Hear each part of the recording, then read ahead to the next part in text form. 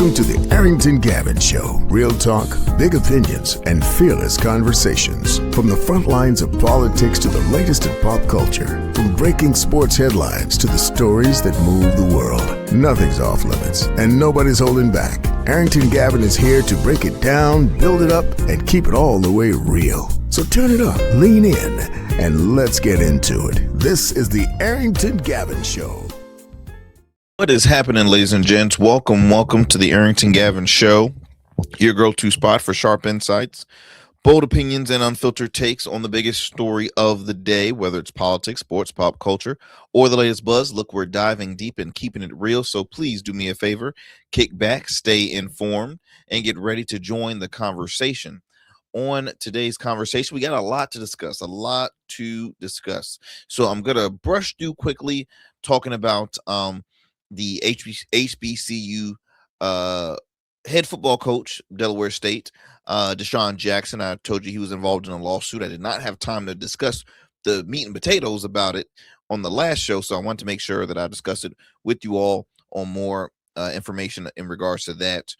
So we're going to brush through that. Also, I had mentioned too that the in Congress, they'll be losing all four of their black Republicans. They'll be losing all. Now it's coming out weird. So rewind. All right. So in Congress, they'll be losing 4 black elected officials on the Republican side of Congress. So you got Wesley Hunt, Congressman out of Texas, Byron Donald, Congressman out of Florida, Burgess Owens, Congressman out of Utah, and then John James, Congressman out of Michigan. We'll talk briefly about that as well, and then we're going to get on talking about a lot of stuff today. First things first, Florida is again doing a redistricting change once again to gain 4 GOP seats. Look, I'm so tired of this whole gerrymandering thing. Look, Virginia just had it going on. That's still an ongoing battle because, as you all know, April 21st, Virginia voted in favor of the change of congressional maps, the redistricting change in congressional maps. It was very, very close. I think it was like 51% to like 49, 48%, something like that. So extremely close. And this is all basically going after what's going on in Washington, because you have an administration that is hitting up these red states saying, hey, look, I need some more seats in Congress because we are slowly but surely losing power. So now you got Florida doing the same thing, and a lot of folks are not happy with that. And also, SCOTUS, Supreme Court, recently weakened the Voting Rights Act, and that has raised a lot of eyebrows. It's like, wow, in 2026, we're seeing a right being weakened, being taken away. We're going to talk a lot about it, y'all. Now, on the great side, actor and comedian Sinbad has announced his return to the stage. So we're looking forward to that. And we got a lot more to discuss here on the Arrington Gavin Show. As always, thank you so much for taking the time out of your busy schedule to tune in to yet another great conversation. As you know, we drop new episodes weeknights. We drop new episodes every day, Monday through Fridays at 7 p.m. Eastern Standard Time on YouTube, as well as wherever you get your podcasts, wherever you listen to your podcasts, Spotify, iHeart, you name it. We're available on all major podcast platforms. You can also check out past episodes of the Arrington Gavin Show on the GOATverse TV app. All right, please download the GOATverse TV app. Support independent media, black-owned media as well. GOATverse TV, you can download it on the App Store, Google Play Store, Roku, as well as Amazon Fire TV. And I cannot forget our friends over at KSHP 1400 AM, as well as 107.1 FM Las Vegas, where you can listen into the Arrington Gavin Show Fridays at 8 p.m. Pacific time. Again, that's only on KSHP 1400 AM and 107.1 FM.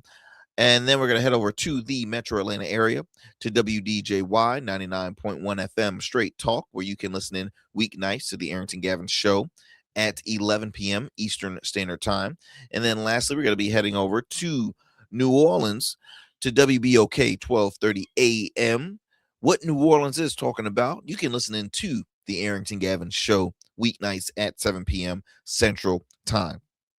Again, I want to thank all of our friends and partners, our radio affiliates that has helped grown our audience, and we hope to continue to build our audience even more, not just across the digital space, but also across the radio space, man. We want to help encourage great conversation and keep y'all in the know, man. Keep y'all aware of what's going on in this world, because it's a lot. It's a lot of what. Can't say it on air, but it's a lot of what happening in this world that we live in, y'all. And just gotta put it up with Jesus. Take it up with Jesus, because we gotta we gotta stay prayed up, and it's a lot happening. So we just gotta, as I mentioned earlier, gotta stay prayed up. Also, my friends, also do me a favor, and if you have not done so yet, subscribe to our YouTube channel, the Arrington Gavin Show YouTube channel. It's very simple. If you have not subscribe, please do so, and share with the friends, share with the family. We have a goal to hit 5,000 subscribers by the end of the year. We are growing each and every day, so we want to keep that momentum going. We want to help support and help spread great conversation, because at the end of the day, there's so much content that, in my opinion, is feeding trash and just pointless stuff. Then you have the good stuff that provides humor, provides advice, provides knowledge, provides informative information, and something that is just giving you something different, right? Giving you a different taste of things. So here we try to give you a little bit of everything. We talk about everything across the board here. We bring on great guests, we have great conversations, and we hope to continue to do that for you in the long run. Look, we're going on we're at 5. This is episode 578, y'all. 578. So we've been doing this for quite a while, and we want to keep that momentum going. So again, continue to support. I truly appreciate it. Also, I forgot to mention another story we're going to talk about later on. An HBCU, I'm telling you right now, an HBCU, I couldn't be more proud. They spoke truth to power, and they came out victorious. And we're going to talk about it. That fellow HBCU, historically Black college and university. We're going to talk about this university that left with the dub. Okay, left victorious. We're going to talk about that later on in the show. So, until then, my friends, look, we're going to take a commercial break, because we got a lot to talk about here on the Arrington Gavin Show. Do not go anywhere, and do not change that dial. You are listening to the Arrington Gavin Show. Every man has a story to tell. Your ambitions, your achievements, your legacy. Your suit should reflect that story, crafted precisely, designed for impact, and tailored exclusively for you. We work with only the finest fabrics, luxurious wools, silk, linen, and blends from world-renowned mills in Italy, the UK, and India. These fabrics are the foundation of custom suits that exude elegance and stand the test of time. But a suit isn't just about fabric, it's about fit, and it's about confidence, and it all starts with you. When you work with me, you'll receive a personalized consultation, whether in person or over Zoom.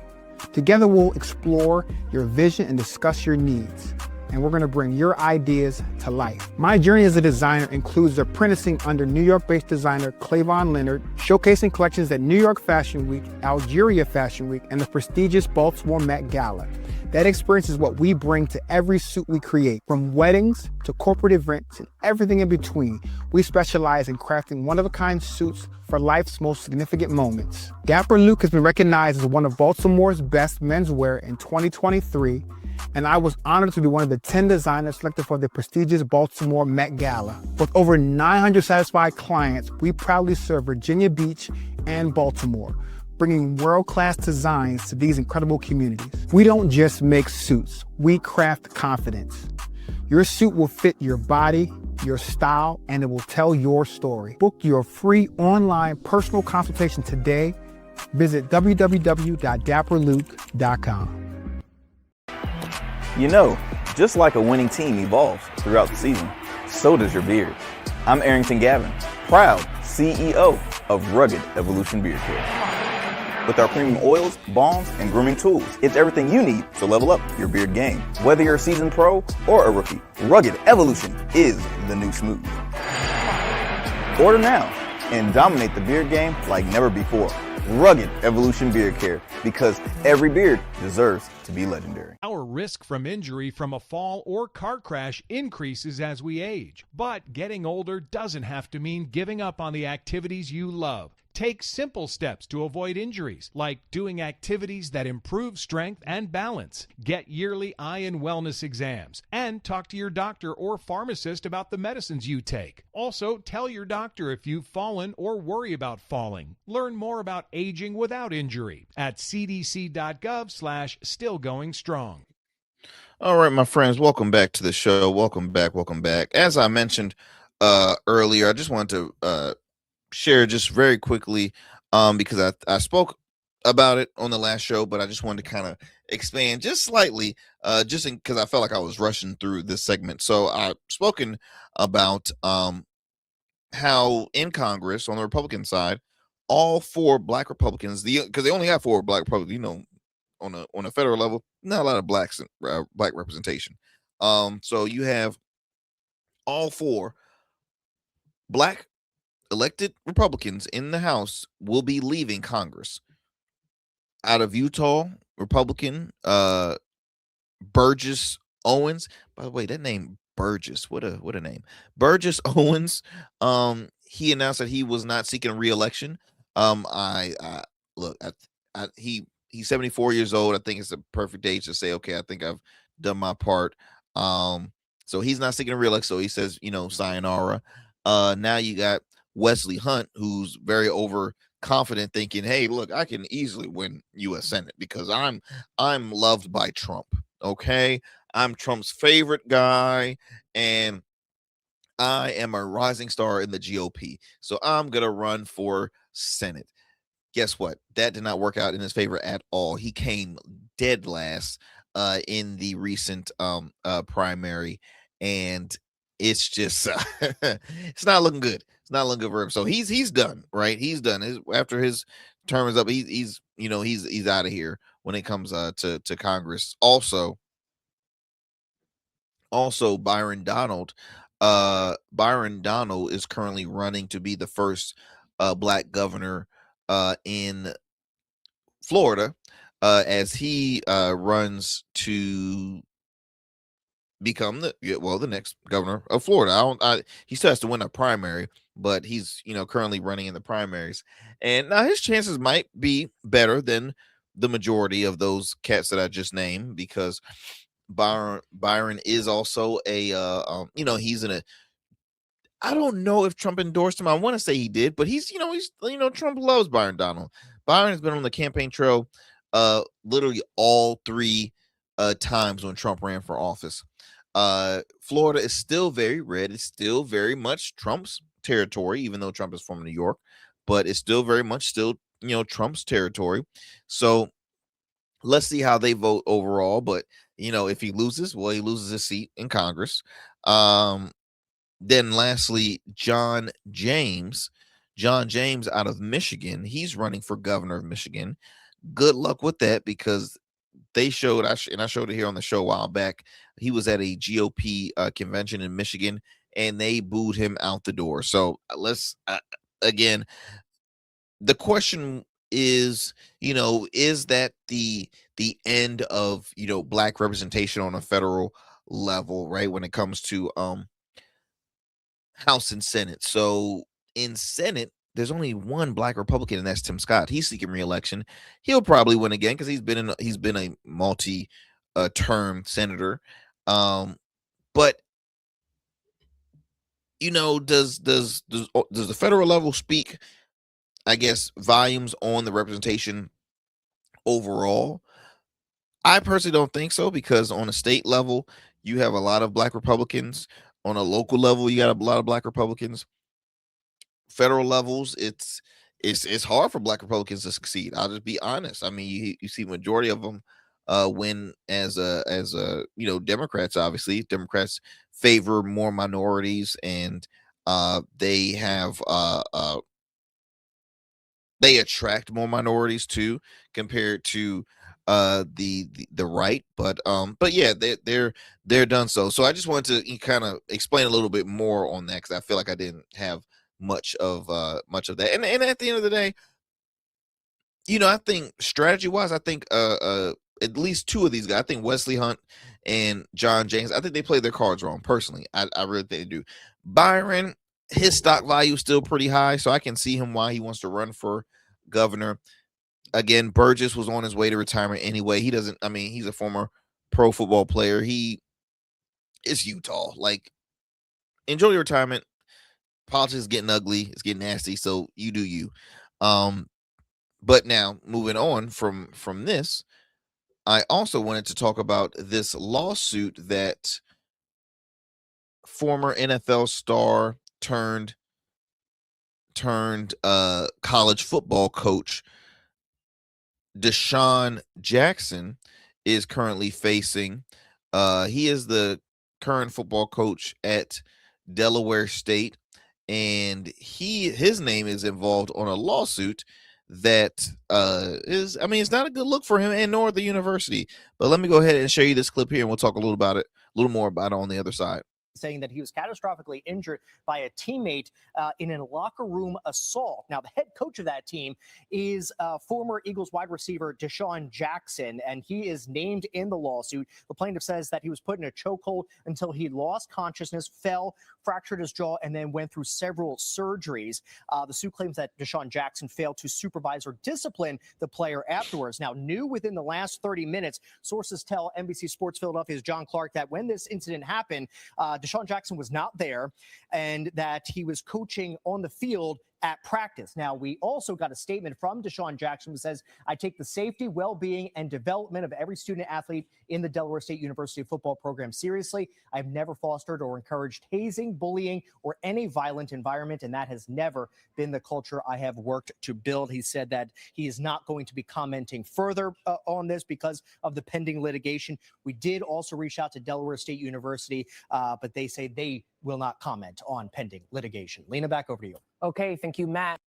So let me go ahead and talk a little more about this case here. So when I heard about this, I was like, it's obviously a bad look for a new coach that has brought a lot of attention, a lot of money, a lot of popularity and exposure to the university.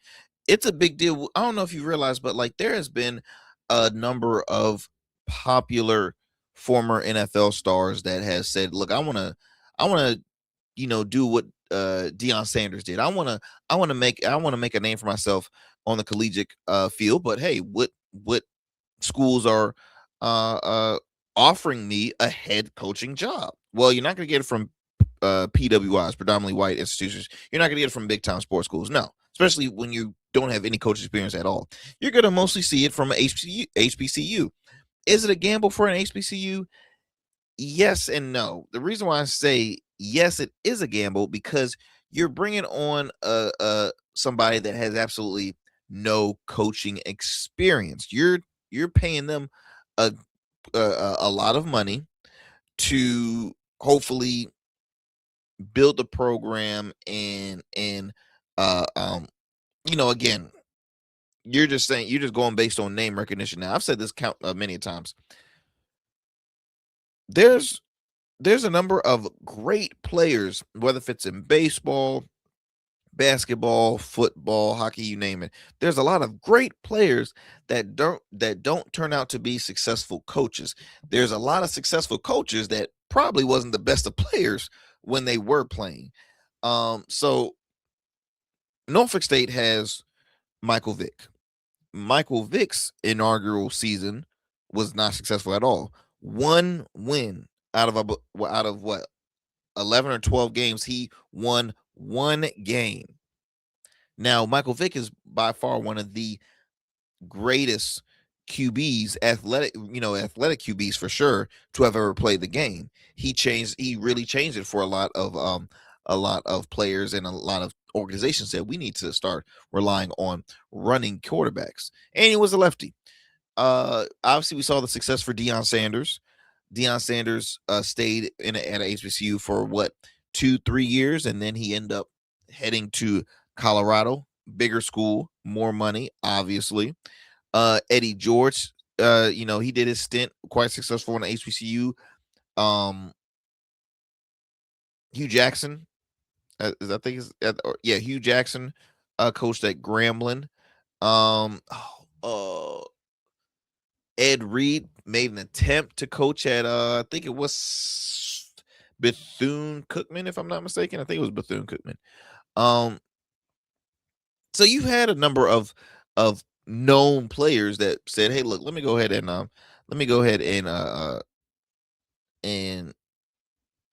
take a leap of faith and pursue coaching them." Now, on the plus side, it's smart because if you want more exposure to your university, if you want to possibly bring in newer donors that saying, "Whoa, you got Michael Vick, you got Deshaun Jackson. Whoa, okay. Well, I want to get to because maybe the coaches come with with luggage. Okay, they come with contacts. They come with the stars, the glitz and the glamour, and it brings a lot of exposure. So that being said, Deshaun Jackson was very successful.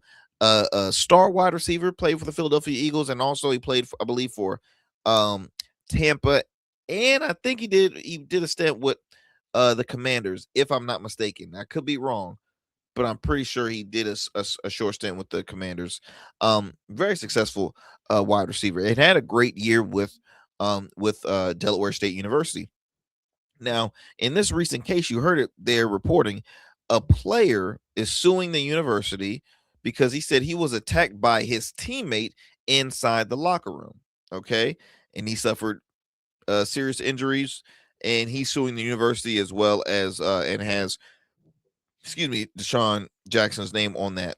So it says here the law firm from Morgan and Morgan, big time law firm, by the way, law firm Morgan and Morgan, on behalf of DSU football player, filed a lawsuit against Jackson and the university, alleging a lack of proper supervision and team leadership that permit violent behaviors. According to the firm, those behaviors led to their client being attacked by another player, leaving him catastrophically injured. Now, according to the lawsuit, the player was inside the locker room preparing for practice back on November of 2025.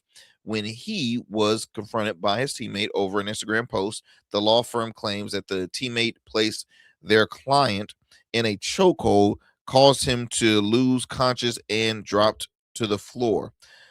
According to the firm, their client suffered severe injuries, including multiple fractures to his jaw, a deep chin laceration, a severe tongue ligament, and irritable damage to at least a dozen teeth. The firm states their client underwent several surgeries and will need more dental and oral surgeries. Now, I'll be honest. Now, I did not play collegiate sports, and I was friends with a lot of collegiate athletes. Friends with folks that played professional. My stint stops in high school, and I will say this: in high school, playing high school football, there were times where my teammates and I, and even other teammates, we came to blows. We disagreed on some things. There was times we couldn't stand each other, right? And yeah, we fought. Okay, we handled it. Whether if it was at practice, we handled it was in the locker room. We fought, and then you know what? After that fight was finished, we kept it moving. Now, you win some, you lose some, you live to fight another day. Here's what it sounds like, right? Whatever, because they're not explaining what was on the post, but someone didn't like it, and this was a one-on-one fight. Somebody got their tail beat, and due to the price of the medical bill, best believe, because this is a collegiate student, so parents are probably saying, "Who the hell did this to you?" Oh no, somebody has to pay for this because we ain't gonna pay. I mean, reading this lawsuit, I mean, multiple fractures to his jaw, a lot of teeth, dental work. Okay, this injury, a chokehold like this, this was a pure T ass whooping, right? This is saying, okay, we're suing them because this should, and parents obviously they're frustrated because they're like, okay, I put my kid to y'all are watching my kid while I'm away. Okay, I put my faith in you all. I put my faith in the coaches, right? I put my faith in the staff and the university, and my kid comes back with really with severe damage. So I understand. Now, I would say this. These injuries should not have gone to this extent because if in the locker room, man, teammates don't want to see other teammates fight. If it looks like it's gonna get ugly, then okay, look, okay, bring it up. You got him. You got him. You made your point. You made your point. This happens on like how many? Look, remember when Draymond and I forget his first name, but Jordan Poole. I think it was Jordan Poole. They were fighting. Okay, Michael Jordan and Steve Kerr fought at practice. Fighting is a common thing in the world of sports.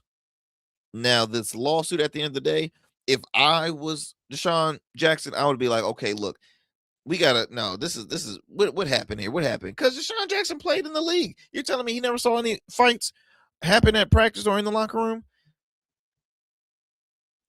So it's unfortunate that this is happening. It is an ongoing it is an ongoing court case, so we will follow up with how everything goes. Obviously you heard the statement from Deshaun Jackson.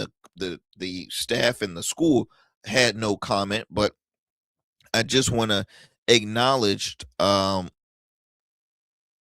Jackson had a successful first season, 8-4 record, won 2 games over the previous he 8-4 record after the team only won 2 games over the previous 2 seasons. Wow. Wow. So again, y'all, his success is there. And if he wasn't successful, trust and believe the board, the school will be like, okay, Jackson got to go uptown, but they know how profitable he is to the university and to the football organization. I do think this is this is sad and this needs to be handled. Could it affect him when it comes to recruitment? Probably not. Again, fighting is a part of sports culture. I mean, I'm just being honest. You got to have your disagreements. Now, to the form of this much damage to this person who's making the lawsuit, were they both alone in the locker room? Again, was teammates surrounded and just watched this happen? Because if so, that's not really good teammates in my opinion. But hey, I'll keep it moving from there. As I digress from that story, y'all, I want to move it on and talk about Florida. Well, actually, let me reframe that because I want to kind of spend the final half of the show talking about politics. Real quickly, though, I do want to discuss the legend, the icon. Where is he at? Sinbad. Y'all remember Sinbad? The one and the only Sinbad, actor, comedian. We loved him on A Different World. We loved him on what are the shows he's on? Wait, Different World. Was he on The Living Color? No, I don't think he was on The Living Color. I remember seeing him on a few other movies and stuff like that, like Jingle All the Way. It was a great holiday movie. He starred Arnold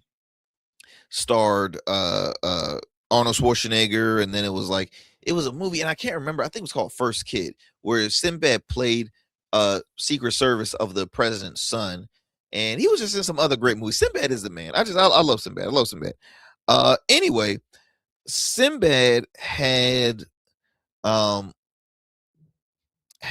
stroke in 2020. Very, very, very severe stroke where it was not it wasn't looking good for Sinbad. I'll just say that. Hold on real quick. And okay.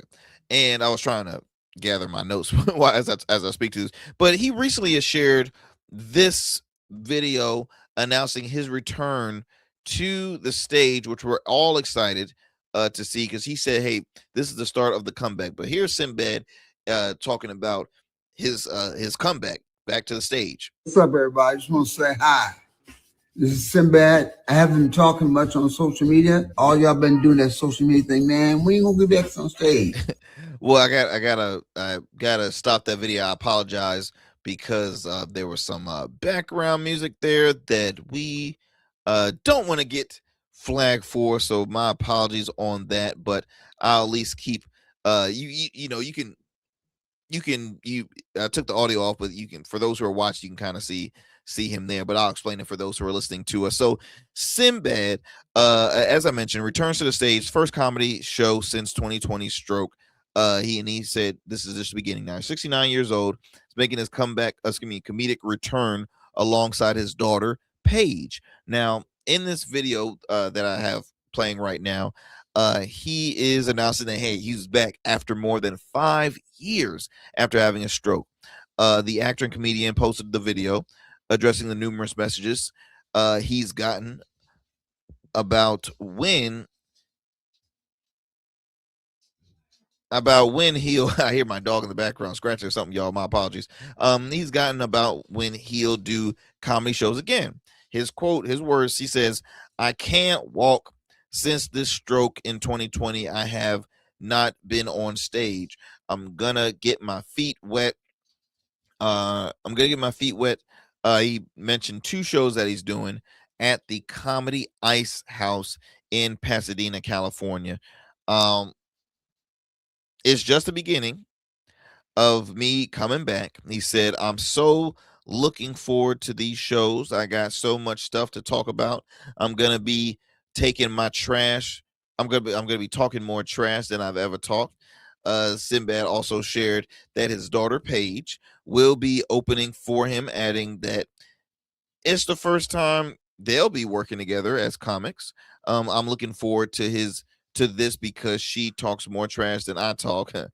I thank you for all the prayers and people prayed for me, and that people prayed for me. It worked. Wonderful, wonderful, wonderful. Let me tell you how much I really, really, really love Sinbad. So I remember a while back he had this reality show. It was short-lived. I think it was for like 1 season, but it documented him and his family. But it was interesting because him and his wife were divorced, separated, divorced, I think multiple times. Then they came back, but I think they were divorced again, and they still get along. They're best of friends, but also at one period he had some money issues too, right? And he was living large and he was trying to adjust, everything is, cost effective now and X, Y, and Z, and just showing how he works alongside with his wife. I think, okay, I'm sorry. They divorced and then they came back. So they made that work. So he showed how they're slowly but surely kind of working their relationship back. They have 2 kids. They're making that work. It was a great, to me, it made reality TV enjoyable because I can't stand reality television, but this was actually really good. In the caption, Sinbad wrote, "Some moments you don't rush. You just wait until they're ready." He said, "Tonight is one of those moments. I'm coming back to the stage and I'm bringing family with me." You know what? I think this is wonderful. I think he's going to continue to get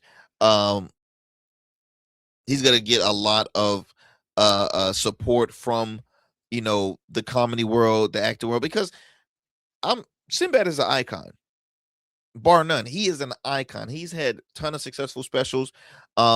He's an icon, well respected by people in the industry. You never heard anybody say a bad thing about him. folks that reacted to the post. He had folks like what was it? Multiple celebrities. I thought I read something wrong here. But he recently, less than a year, he had returned to acting in a Tyler Perry's movie called Straw, playing Benny in a thriller led by Taraji P. Henson. He suffered the stroke, as I mentioned, in October of 2020. His family confirmed a few weeks later.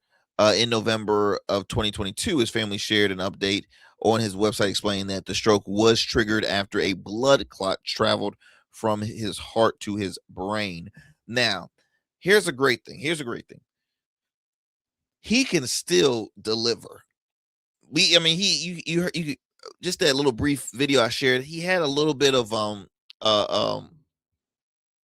struggling with his speech, right? You can see the effects of that he had the stroke. But listen, my wife and I was at a comedy show and we saw comedian Keith Robinson. Keith Robinson suffered not one, I believe it was 2 strokes, and he is very strong and still comes on the stage. Again, his speech is still not as it's a little muffled, but he's very clear when you can hear him and still saying jokes, and he brings his stroke into his comedy. Y'all, it can still be done. This is a person that's saying, I'm not giving up on my dream because I know I still got it, and through prayers, through family, through support, I can still do this. So I just want to say, Sinbad, not just congratulations, but welcome back, man. I mean, you never left us. You never left us, but I know this is going to be, you have huge support here from the Arrington Gavin Show. We know you got to rock the stage, and we're just excited to see you doing what you do and continue to bless those with with your humor. Again, this is, like I said, icon. So I'm happy to hear that he's making a comeback, y'all. All right. Well, look, we're going to take a quick break here. We come back. We got some politics we got to talk about. So please, my friends, do not go anywhere. Don't change that dial. You're listening to the Arrington Gavin Show. What's up, y'all? Welcome now. And we still in traffic. Don't look familiar, do I? Not in this seat. Hey, what's that you listening to? Here to host today. Hey, turn it up. Yeah, that's that new Goat Verse app. I got you. So y'all want to know where the goats are? They're off on the sidelines. Looking for fresh, relevant content wherever you go? What was the name of that he said? Introducing GoatVerse TV. GoatVerse, that's what it's called. The free streaming app that brings you the best podcasts, current events, and thought-provoking opinions all in one place. Download it now from the Apple Store or Play Store. In Goats, we trust. 6'10", number 1 pick, 16 seasons, College Player of the Year, All-Rookie Standout. Joe Smith built a career on grit, consistency, and showing up. Greatness isn't just about the game. It's about how you show up every day. Rugged Evolution now offers body care products for every man, because not every man wears a beard, but every man deserves care. Greatness doesn't fade. It evolves. Rugged Evolution Beard Care. Every beard deserves to be legendary, and every man deserves care. All right, family, welcome back to the show. So I mentioned earlier, man, an HBCU has spoke truth to power, and they came out victorious. So South Carolina State University student body came out protesting against the university when it was announced that their commencement speaker to one of their upcoming graduations was going to be South Carolina Lieutenant Governor Pamela Evette, who is a strong Trump supporter. Okay. And they said, no, we do not want to see this individual speak at our graduation. It's unfair. It's not, why have somebody that speaks against what we stand for here? So here's a clip that I pulled. It's on social media. I reposted it actually on our social media page, where the student body is speaking in the faculty. We're like, they're speaking to those making those decisions. They're like, no, we're gonna share our opinion on this. And I couldn't be more proud. So let me go ahead and share this clip for you all. Acknowledge your Here's where the disconnect comes in. I want to be clear about this. This is not a black and white issue. This isn't a political issue. It's not a Democratic or Republican Party issue. It's not about that. It's a morality issue. We're here. We've been here for 4 or 5 years. Commencement, we should have someone who's going to celebrate us. How can someone who goes against everything that we stand for and believe in, morality-wise, how can that person uplift me on my day of stepping into the real world? How can I don't feel supported. It's nothing that she can say that will make me feel encouraged to step out into this society. A society where the America and the country that I believe in, she don't have that same agenda. And I want to say something. Being conservative is not the issue. That's all right. We all have our own political views. But she's explicitly said, I'm a Trump conservative. Okay, if you believe in Trump, you support pedophilia, you support bigotry, you support racism. What else? Pro-police, the same police that's killing our people, the same, and also she also supports ICE. She also would like to have, I would say a concentration camp, but that's what it is. That's not what they call me. But y'all want to bring one of those kids to our state, to South Carolina. That's what y'all believe in. We don't believe in that. South Carolina State has a history of being activists and being proactive and standing up and believing in what's right. We have Hamilton, and Middleton. People that attended our school that have been activists and who have died for what they believe in. South Carolina State is an active representation of that. We acknowledge that every year. So how can someone who doesn't even respect that come and encourage us and uplift us at a graduation? Things that we have worked hard for. She don't. And let me say another thing. This lady is running for government. It just seems a little bit quick. Let me make sure I'm saying it right. Quick yeah. You know what I'm saying? I scratch your back, you scratch mine. What exactly is? Because I know we like to say, hey, it's a university. We have to do this to benefit our university. But what is the students, the people who are actively going here, the people who have the numbers and the majority? What are we gaining from this? Because to me and to a lot of others, it seems like she's doing this for her own personal gain. It's for her political agenda. Thanks all of you for being here, and I will discuss concerns. I've heard your concerns.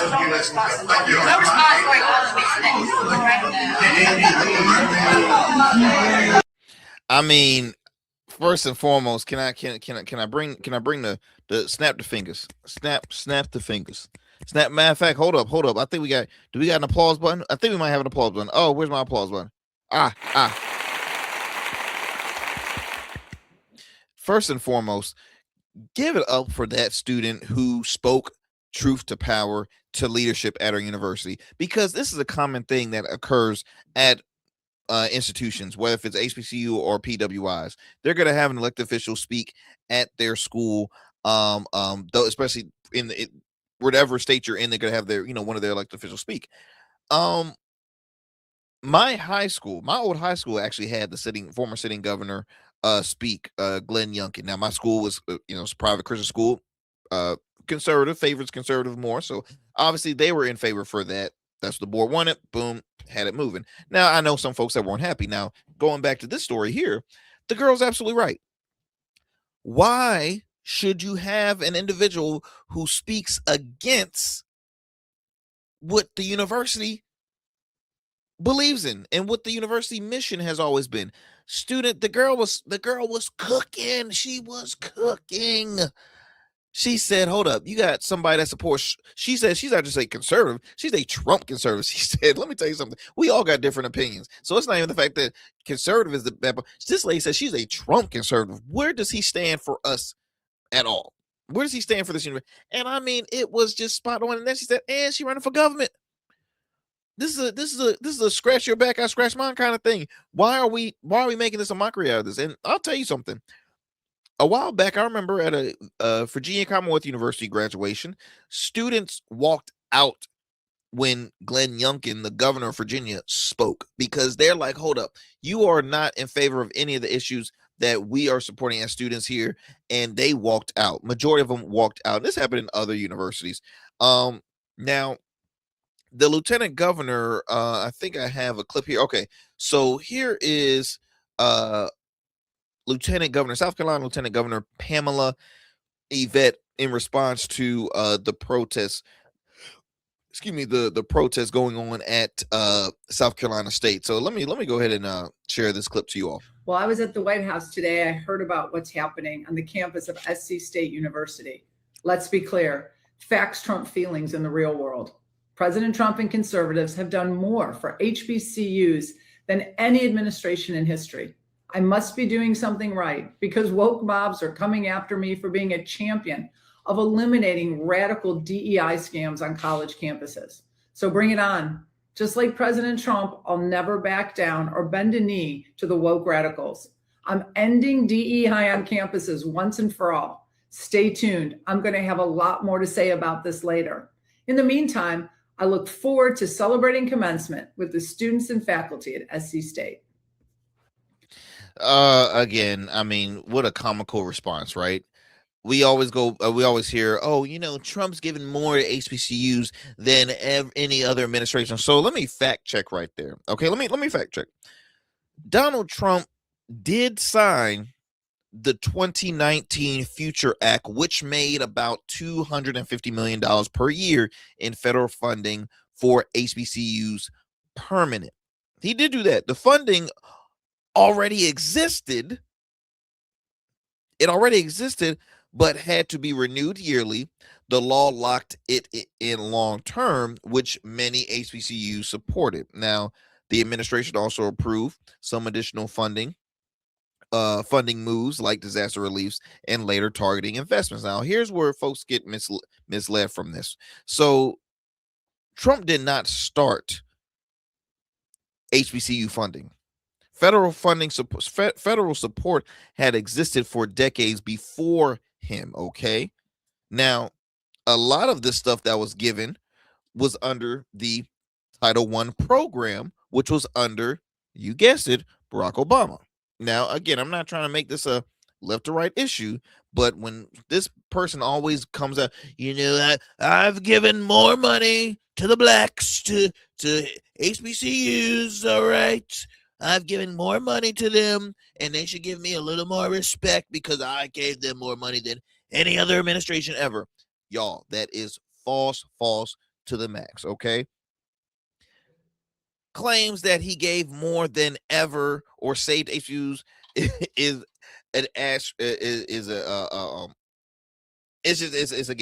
false.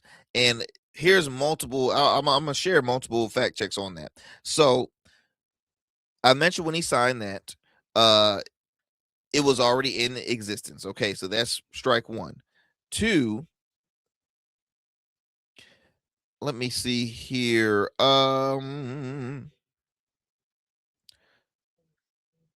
Federal funding for HBCUs comes in other forms. Now, the program impacted by the Future Act isn't the only source of federal funding for HBCUs. The schools can seek funding through grants, contracts, and cooperation agreements with federal agencies. Now, Trump continues to share the lie that he has given more. It's not true. It was already in existence.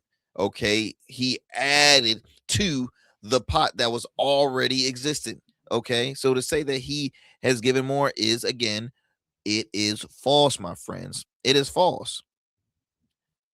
The schools have already been receiving federal dollars, including via the same Title III program under Obama. So when this lieutenant governor continues to say, well, I support this president who's giving out more, and now this is just the radical left, the radicals, all right, DEI. Again, folks that speak against DEI, which actually benefits white women, people always assume, oh, this helps, people of color. It helps out white women and veterans. Okay, that's where DEI really benefits. Now, but behind that, yes, it does benefit people of color. But wouldn't you want diversity in the workplace? I would. I want diversity in opinion, diversity in cultures, diversity in voice, diversity in work ethic. I want diversity. I want diversity. And again, just to kind of, close this, yes, Trump did support and help secure funding for HBCUs. But no, he didn't give them more than everyone else or save them. So that is totally false. I go back to saying congratulations to this student body who said enough is enough. We do not want this individual coming to speak at our school. And guess what? The university responded, and they are not having her speak at their graduation. So good for the student body for speaking up, and I'm excited for young people. I'm excited that the young people spoke up. They were informed. They were ready. Okay. They said, we're not doing this. See, once again, I say this, young people exist. All right. Washington, there's young people that are ready to take round when it comes to local, state office, federal office. They exist. This is why I get frustrated when I see a lot of these old folks that's still holding on power in these elected positions, because it's time for them. They got to go. They got to go, my friends. They got to go. I got to find the name of that individual, because that was something, man. I reposted this on our social media, so be sure to check it out on our social media on Instagram at the Arrington Gavin Show. All right, my friends, let me digress from this and move it on to another crazy story here, y'all. So Florida has recently passed DeSantis. Florida passes DeSantis redistricting map that nets the GOP 4 congressional seats. Now, when it comes to gerrymandering, as I mentioned, this is simply just whichever administration is in power, administration is in power, they will pursue doing gerrymandering. That's why, y'all, it's so important to what's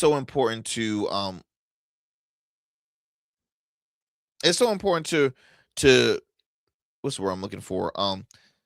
To pay attention at state races, because state legislatures are the ones that are in charge of doing this whole map redistricting XYZ thing. And so it's extremely important that you all have to continue to do your research and focus on state races. Okay, don't just focus on Washington, don't just focus on U.S. Senate races, don't just focus on local, focus on state races, because this is where it all starts. So looking at my time, I got to read this quickly here. So Florida Republicans controlled legislature on recently passed a new congressional map that could help the GOP pick up 4 more seats in the state, just hours after the Supreme Court announced a far-reaching ruling that could reshape redistricting. Now, the final vote is a significant win for both Governor Ron DeSantis and President Donald Trump, after Trump kicked off a mid-decade redistricting scramble across the country last year. And this is reported by the Politico, by the way, but the new map is also destined to trigger a messy legal battle that could place out in both state and federal courts. Now, let me actually take this down, because state legislature, Angie Nixon, who's also running, I believe, for Senate, U.S. Senate in Florida. Do I have that soundbite? I think here we go. So yeah, she is a candidate running, I believe, for U.S. Senate, and we reached out to her team, so hopefully we get to have her on so she can expand this a little more to our audience. But this is her going off in the chambers about the gerrymandering hearing. So check this out.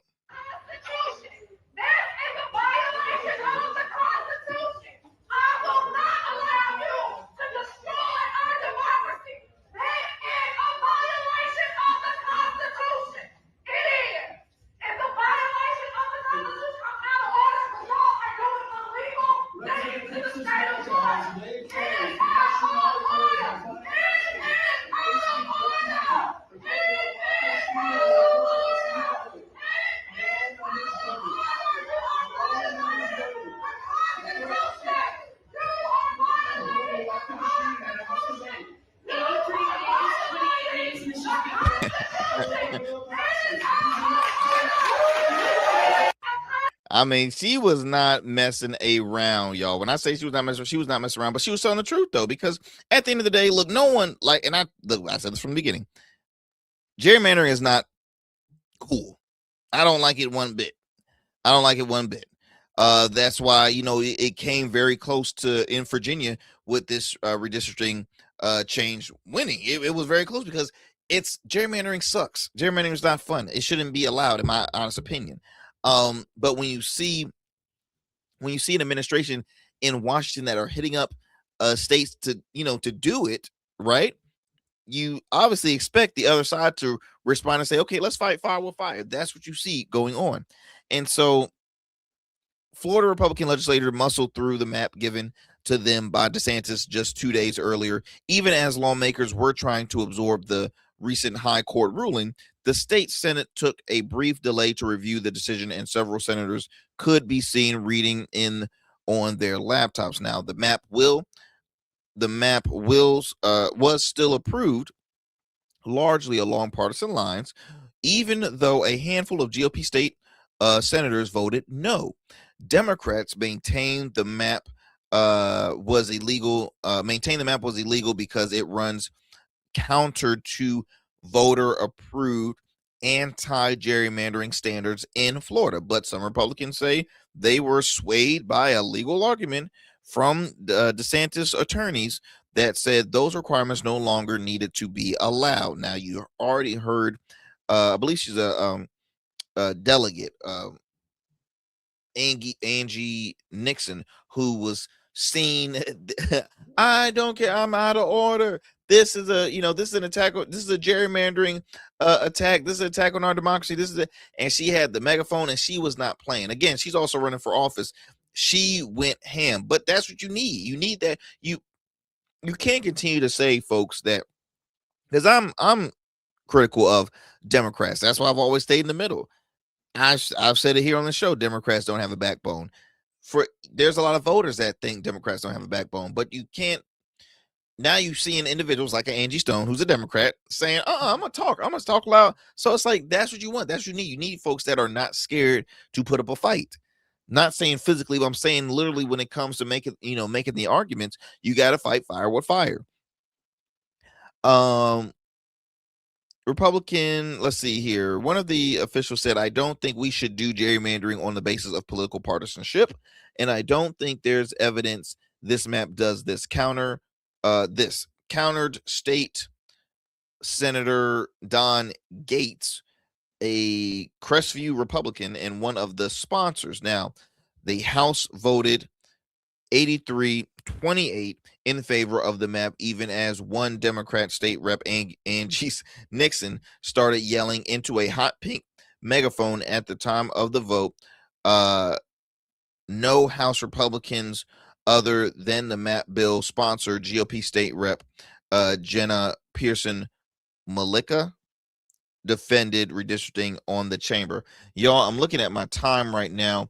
I'm going to have to continue this on the next show, because I also want to talk about this recent SCOTUS vote that has really, really raised eyebrows and it's ticking a lot of people off. But we're going to talk more about this redistricting happening in Florida, because look, we're seeing this happening across the whole U.S. Texas did it. Florida's doing it. Missouri did it.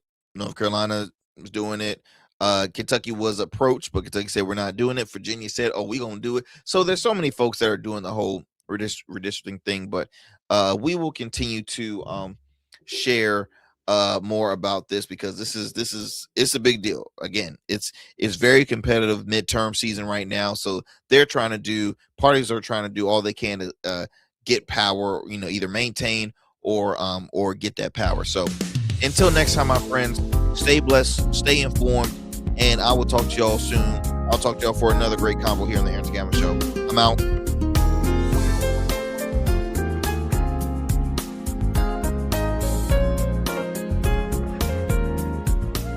That's it for tonight on the Arrington Gavin Show. Thanks for tapping in and keeping the conversation alive. Don't forget, stay connected with us on all platforms. Follow at Arrington Gavin on Instagram, Blue Sky, and X, and subscribe to the official Substack for exclusive takes and deep dives you won't get anywhere else. We're here every weeknight, same time, same energy, same real talk. Until next time, stay bold, stay sharp, and stay true. That's what we do on the Arrington Gavin Show.